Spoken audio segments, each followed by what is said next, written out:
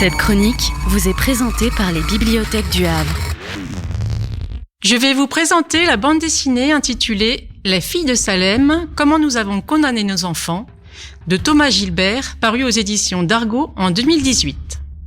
L'histoire se déroule en Nouvelle-Angleterre, au XVIIe siècle, dans un contexte d'oppression, par ce qui sera nommé plus tard l'Église anglicane. Des adolescentes, pleines de vie, payent cher le prix de leur statut de femme. Mais elles ne manquent pas de ressources.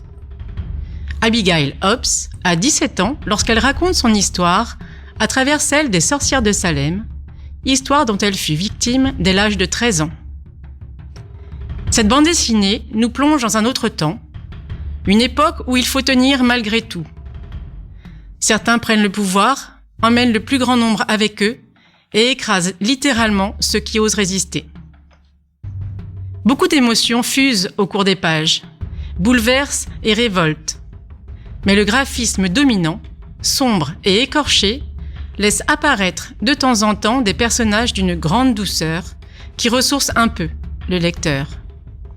En page 100, la tendresse des mots et des gestes d'un père envers sa fille apaise pour un court instant.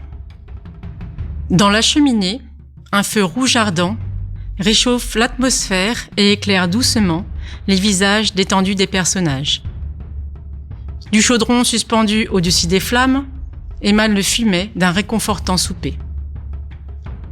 En page 101, une femme, seule, dans la nuit sombre, sous un rideau de pluie noire.